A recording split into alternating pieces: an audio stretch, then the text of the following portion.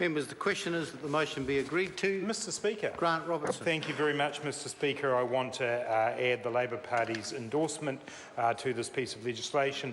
Thank the Minister who's just resumed his seat for his work in bringing the legislation forward to the House and being accommodating with changes that have been sought from around the House throughout the process, both in the days before we came here today and indeed on the floor of the House today. I also want to take this opportunity to thank not only the officials who've worked very hard to put this piece of legislation together and indeed the other post-earthquake legislation that is before the House or will become before the House. Those officials, and looking at their faces yesterday, many of them are very senior officials who have clearly been putting in a lot of time over the last few days to make sure that we get this legislation right. It is not easy to do that work quickly. Just as a small and not at all meant to be negative aside, I do enjoy it when there is a spelling mistake that can be found, Mr Chair and Mr Speaker, and and I know my colleague Pena Henare is a great fan of these, particularly in Te Reo Māori versions of bills. And in fact, you might like this for another reason, because the word for has become fro. And who doesn't like a good fro on a good day? So, Mr Speaker, but I do in all seriousness want to say to the officials that they have done a magnificent job in putting this together. I also want to continue to emphasise the fact that what we do in this House is try to pass the legislation that will help communities transition from their initial response to the recovery phase. On paper, that can look like an exercise that's relatively simple. In reality, for the communities who have been affected by this quake, that is far from simple. And in Kaikoura, in Huranui, and even here in Wellington, we have people who are going to take some significant time to rebuild their lives. I don't think there's any doubt at all that in Kaikoura there are darker days ahead in terms of the economy, in terms of the way that people feel, because we are not going to see the summer season of tourism that we were. Hopefully we'll be able to make something work for the people of Kaikoura, but as a country, we need to gather together to support those communities in this recovery phase. And this is the limited thing that as parliamentarians we can do, is to bring forward the Civil Defence Emergency Management Amendment Act. And have that come into force for those communities and the processes under that be advanced. Most of the discussion, Mr Speaker, around the bill has focused on the new provisions around the requirement or the ability for direction to be made to owners of structures or types of structures to obtain an assessment on the effect of an emergency and any related subsequent events on those structures. This does represent, I believe, the beginning of some changes that will need to take place around these assessments. I think this is a particularly useful development for the small number of building owners who are not prepared to go as far as they should in assessing the safety of their buildings. And we've had the talk about the various acts that exist, the Health and Safety Act, the Residential Tenancies Act, and they provide some assurance for people, but this clause will mean a much greater degree of assurance, and I hope the officials in the next phase of their work in this will look to make sure that this is absolutely clear, not only that assessments must be done when there is a risk to public safety, but that the information from those assessments is made available. And to pick up my colleague Jan Logie's reference before, also bear in mind that I suspect these assessments will be available through the Local Government and Official Information and Meetings Act. So I actually think there would be a way of requesting the assessments if it were to come to that.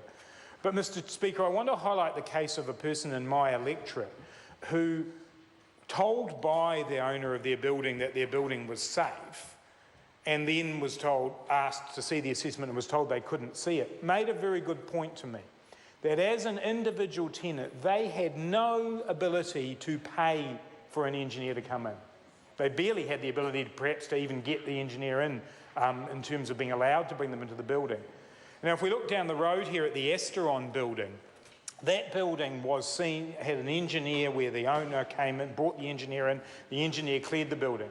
The Inland Revenue Department, as a tenant, was able to afford to bring in their own engineer, who then came up with a different conclusion that the building or the stairwell was not safe. So because the Inland Revenue Department could afford to do that, and being a good employer did it, a different outcome occurred, and there is no one working in that building today, and remediation has been required. That could easily have happened in that residential apartment that I just talked about. Had the tenant been able to afford to bring an engineer in, the engineer may well have come to a different conclusion.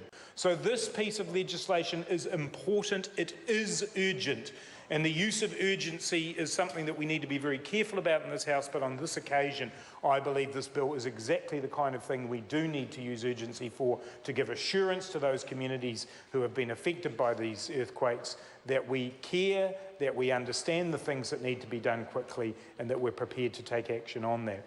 I want to reiterate what I said in my first reading speech, which is I've read the press release today from the Mayor of Wellington, Justin Lester, who has said he will use this legislation as soon as it is passed.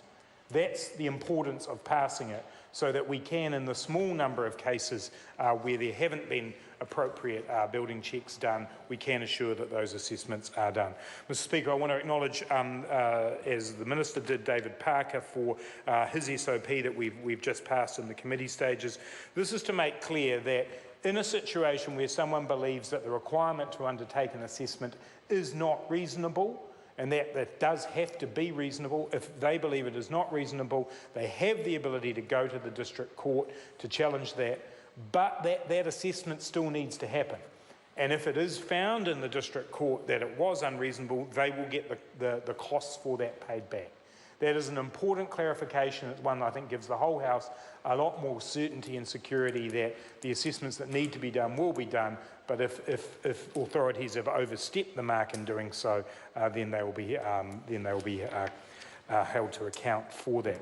The final point that I want to make on this matter, Mr Chair, is just to be absolutely clear that there are rules around requesting these assessments. The purpose of the assessment has to be specified, the time frame within which it has to happen has to be specified, and the requirement for the owner to give a copy of the assessment to the council is also there, and that in deciding to undertake an assessment, the council must look at the structure of building, the type of structure, and the circumstances in which it is, the risk of injury, the risk of safety to life, or the safety of other property. Those are important caveats that make me absolutely confident, Mr Speaker, that we are doing the right thing here tonight, that there are enough checks and balances that councils won't go over the top with the use of these provisions, but that we will actually get a better and a safer assessment and provide a bit more security and certainty to those people who feel in a situation like this that they haven't had a proper assessment done on their building. Mr Speaker, I want to thank again the Minister and all parties in the House for their cooperation on this bill, and to reiterate that from the Labor Party's point of view, we remain committed to cooperating with the government on the next phase of changes to make sure that we have a proper national level disaster management system. We have a proper warning system. We work out exactly what is best in terms of tsunami warnings, and we don't wait any longer. The government cannot leave that work on the back burner. They've spent $500,000 on the possibility of a national disaster warning system.